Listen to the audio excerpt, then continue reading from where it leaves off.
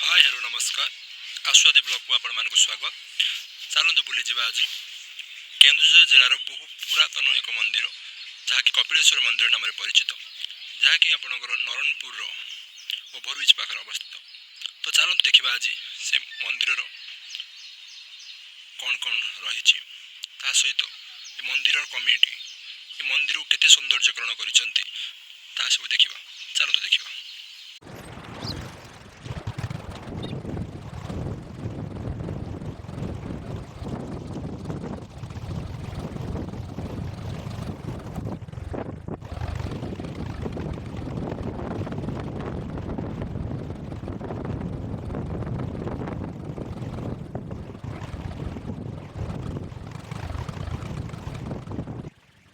चलो मंदिर भीतर को प्रवेश करवा और देखा कौन कौन सब रही।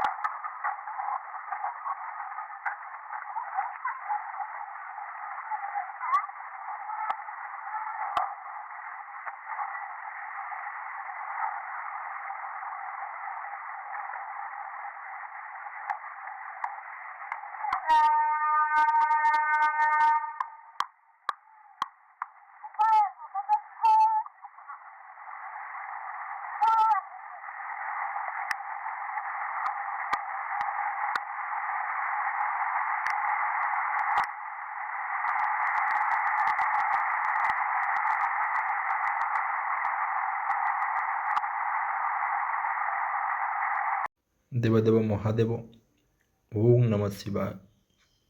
बाबा कृपार आज बाबा पाखे आसी पहुँचली। ये मंदिर नाम रही ओम श्री श्री कपिलेश्वर नम, जहाँकि 1959 मसीह स्थापित होता, जोटा इंग्रेज शासन किसी वर्ष पर यह मंदिर स्थापित होता। तापर देखूँ ये रही एंट्री गेट, ता सहित ये रही मंदिर दान बक्स और मंदिर चतुर्पार्श्वर थिबा गछलता मंदिर शोभा को आहरी बढ़ाऊँच। चलतु देखा उपर देवदेव महादेवंकर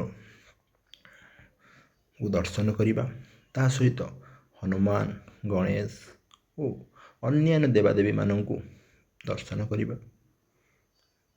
यह मंदिर महिमा रही आपन जदि ये आसुंच और भगवान पाखरे किसी आपणकर मानसिक रखुंट आपन किसी सुविधा असुविधा होता है, मानसिक रखुंट भगवान एमती महिमा रही आपणकर से मनस्कामना वो पूर्ण हम।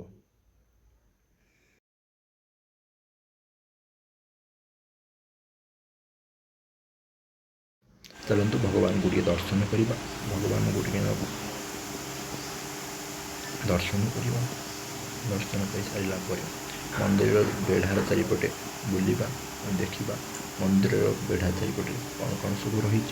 मंदिर रोषे कक्ष कौपटे रही, मंदिर प्रसाद भक्त मैंने प्रसाद पाइबापी कौन सब व्यवस्था रही, सब जिनस देखा।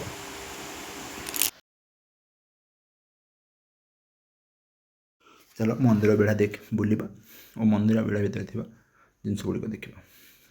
ये देखु मंदिर वृक्ष मूले रही मानसिक होता समस्त लिंग और तंभार साप गुड़िक।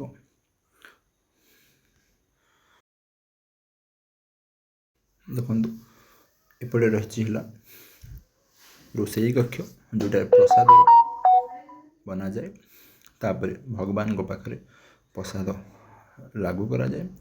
लागू हो सारा पर एपटे जो रही पिंडीटी ये भक्त मान प्रसाद बंटन हुए। भक्त मान ढेर सारा भक्त यहाँ आसती और प्रसाद सेवन करती।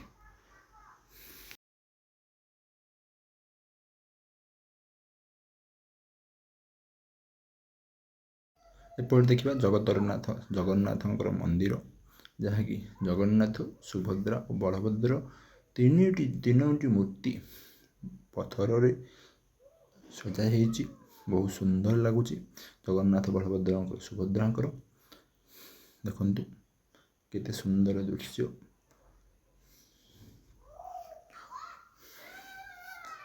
ଏପଟେ ରହିଛି ଠାକୁରଙ୍କ ଦାନ ବକ୍ସ।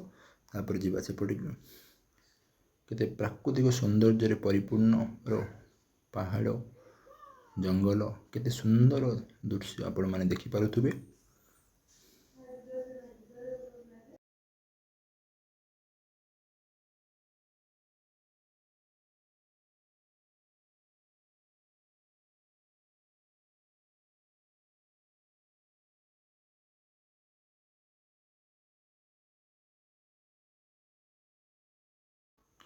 ଭକ୍ତମାନେ ପ୍ରସାଦ ସେବନ କରିସାରିବା ପରେ ଏପଟରେ ସେମାନେ ଟିକେ ବିଶ୍ରାମ ନିଅନ୍ତି। ବିଶ୍ରାମ ନେଇସାରିବା ପରେ ସେମାନେ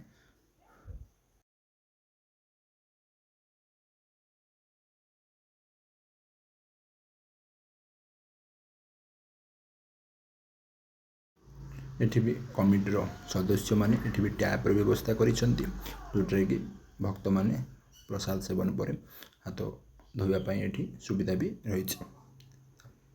ଦେଖନ୍ତୁ କେତେ ସୁନ୍ଦର ଏ ଦୃଶ୍ୟ।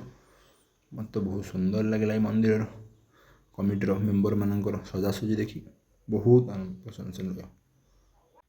ଦେଖନ୍ତୁ ଇଏ ତାପରେ ଦେଖନ୍ତୁ ଇଏ ରହିଛି ହେଲା ମନ୍ଦିରକୁ ଆହୁରି ଶୋଭା ବଢ଼ାଉଥିବା ଏମିତି ଏକ ସ୍ଥାନ, ଯେଉଁଟାକି ଛୋଟ ଛୁଆଙ୍କ ପାଇଁ ବୋଟ୍ର ବ୍ୟବସ୍ଥା ରହିଛି। ବୋଟିଂ ବି କରିପାରିବେ।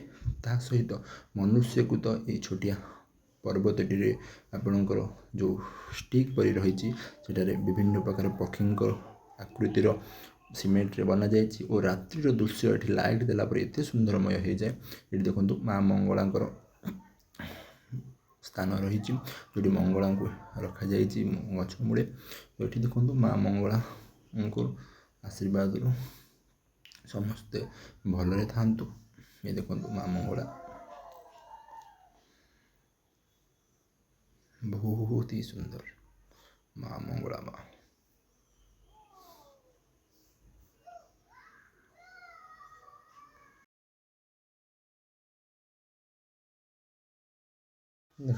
ମେଘ ଚାରିପଟେ ଢାଙ୍କି ଦେଲାଣି। ବର୍ଷା ହେବାର ବହୁତ ସାରା ସମ୍ଭାବନା ଅଛି।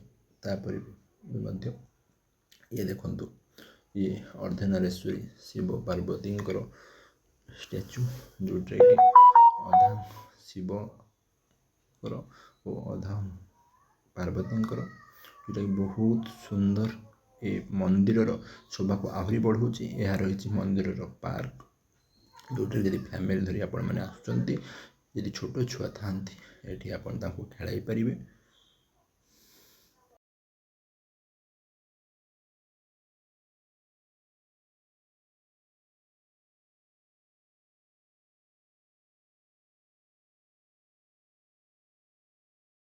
ଆପଣମାନେ ଦେଖୁଥିବେ ସେଇ ପାଚେରୀ ସାଇଡ଼୍ରେ ଲକ୍ଷ୍ମୀ ନାରାୟଣ ଅଛନ୍ତି। ତା ସହିତ ବିଭିନ୍ନ ପ୍ରକାରର ମୂର୍ତ୍ତି ସେଠି ହେଲା ରଖାଯାଇଛି। ଏପଟ ସାଇଡ଼୍ରେ ରହିଛି ବଡ଼ ଲୋକଙ୍କ ପାଇଁ, ଯଦି ବଡ଼ ଲୋକମାନେ ଚାହାନ୍ତି ବୋଟିଂ କରିବା ପାଇଁ, ବୋଟିଂର ସୁବିଧା ମଧ୍ୟ ଏଠି ଆଭେଲେବୁଲ୍ ଅଛି।